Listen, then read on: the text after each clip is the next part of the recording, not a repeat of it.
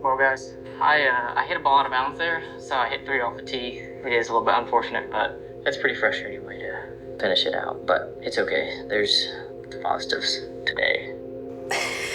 Oh boy. Take it away. Wow. What's your first thought seeing that? I remember every single one of those drives. And it's a bit traumatic.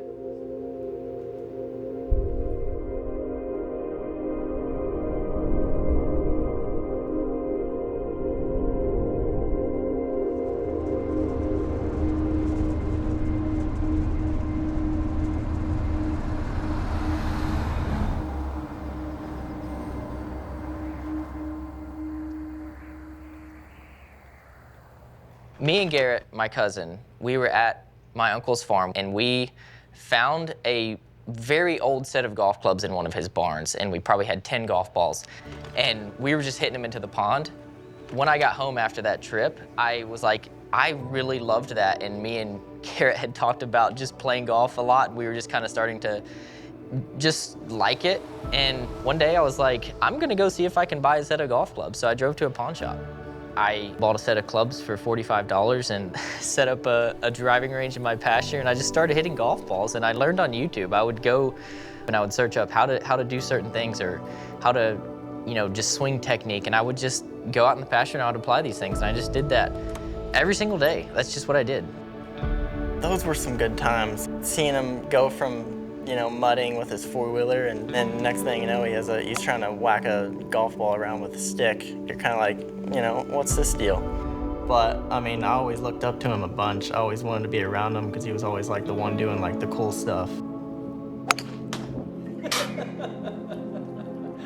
First driver I got was a old driver. And I remember going to a driving range, and from one side of the driving range to the other was exactly 300 yards. And I would watch people hit balls and hit driver, and they were all landing in the driving range.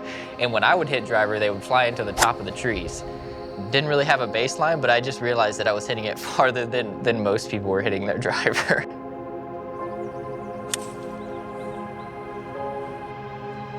It was really cool seeing him play and seeing him get better. He ended up winning a college tournament, and I knew then that he was really good. I am not super tall. I'm not really a big person, but my ability to generate speed and hit the ball far is something that was captivating for people early on. That was kind of my identity as a golfer, as a YouTube golfer. Oh boy.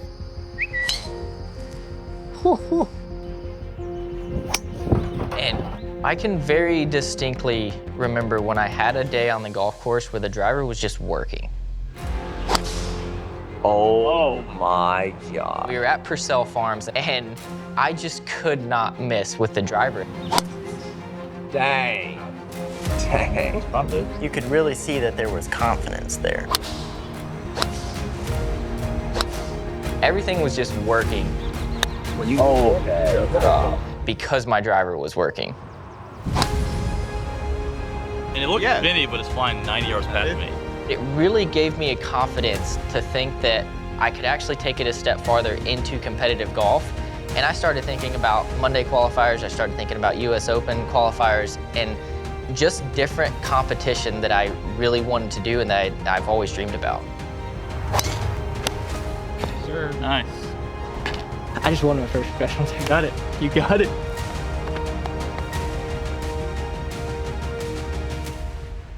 When does that shift kind of take place where you go from confident, I can do no wrong? Is there a time or a place or an event you recall where it first started to kind of go awry? I started to hit a slice. That was the thing where it felt like a lot of my driver issues started. I just started hitting a slice out of nowhere. Same thing.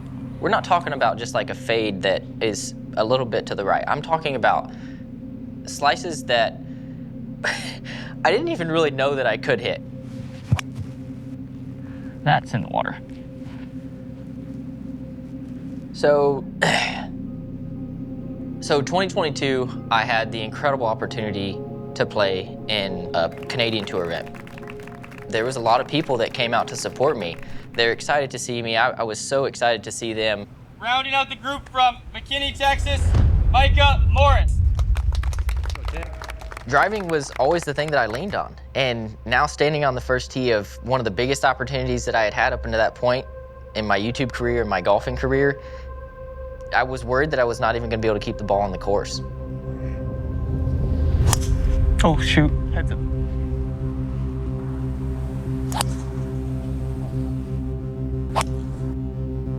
It just kept happening. He would get up to the tee and just high right, just a massive miss.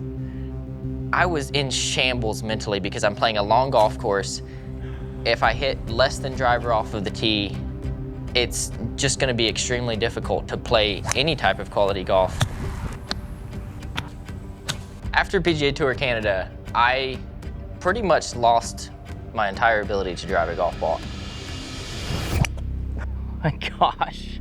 And I tried everything on the golf course. I would tee it low, I would tee it high, I would hit up on it, I would hit down on it. I was just in the worst place that you could possibly be mentally. Nothing was working.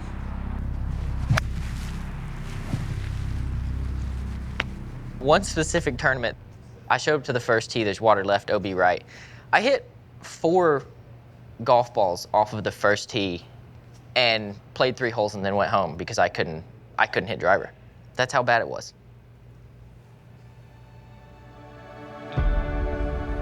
Hi guys, we have made it out to the area where I'm gonna be getting fit, and Chris is gonna be my fitter. He's gonna be doing everything for me. My first fitting with Bango completely changed everything.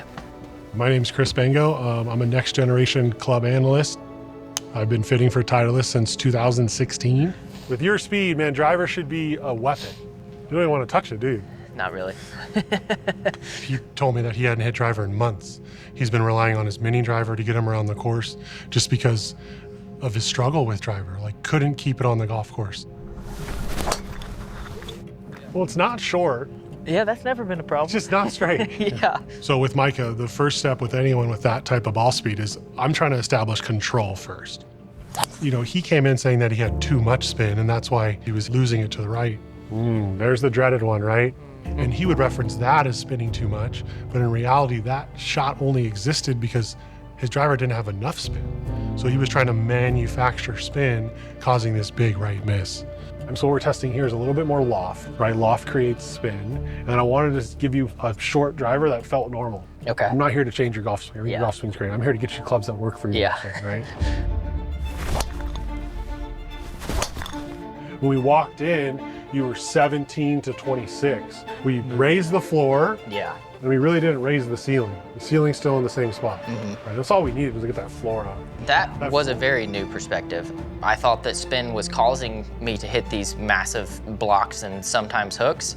And that was a completely new concept. And once I understood it, once he kind of explained it to me, it was kind of an aha moment of, this is actually a good thing. Micah is a race car, but when he came in, he was a race car without a steering wheel or tires. With each swing of his, it was like, oh, we just put a left tire on, we just put a right tire on, right? And then by the end of the fitting, now you start to see his speed come down. 93. That's pretty good. Yeah.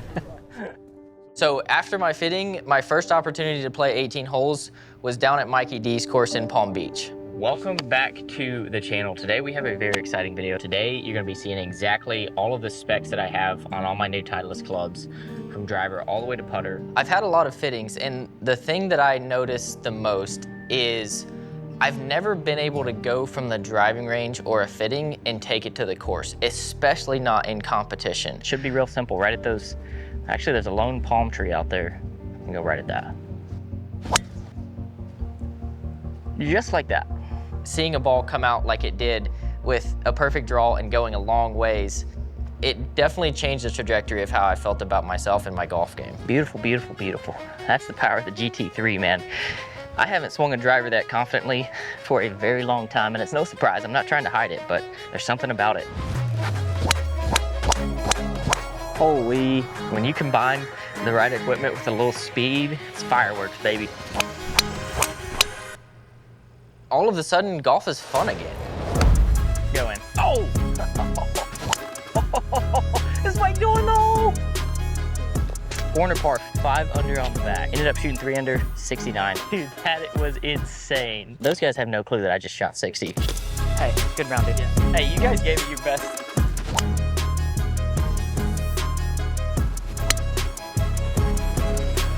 Doesn't get much better than that, folks.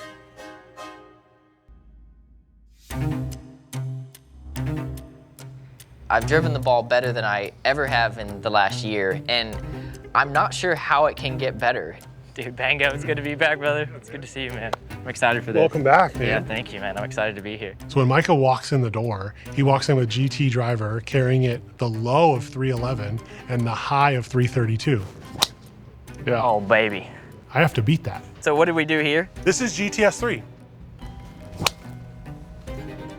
That felt like it was fast. 197.3, 2050 spin, 342-yard carry. Right away, we saw the speed jump up by 4 miles an hour and the average carry jump up by 14 yards, and I'm hitting the same exact golf shots. It's about control with you. Yeah. And at your speed, like, we need to build in protection.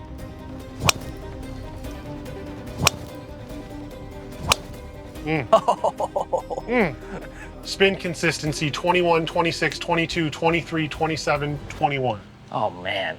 So with Micah, right, it's really easy to hit driver down an 80-yard fairway. I wanted to tighten up the fairway. I made the fairway 11 yards wide, and that's when I started seeing the real Micah. So 2 big trees, that's the fairway. Okay. And we're going OB right, hazard left. Okay, That's tight. that's a perfect scenario for me right now. Yep. Let's kind of put myself in a position to be able to experience what it will be like in competition on the 18th tee of whatever tournament, YouTube video, whatever it is. When I start to feel or, you know, have some parameters, left always becomes the thing. Yeah, so that's what you do when it gets tight? Yeah. That's great. 312 fairway finder, 5 and 22. Yeah. Nice. At one point, Bango asked me to basically hit such a specific golf shot At the, like there's the center tree, Yep. and then the one just to the right of that, Okay. and then try to not let it go left of the center tree. Love it. Yeah. That's so good. Like, that's not even on the range, man. Yeah.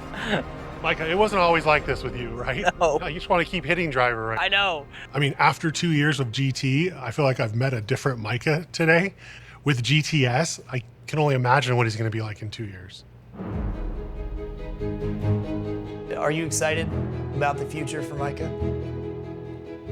There's no destination for me. I'm just trying to continue to push myself out of my comfort zone and see what level I can get to. I just have this ultimate desire to continue to improve as a golfer, as a person, and honestly, I'm ready to go play.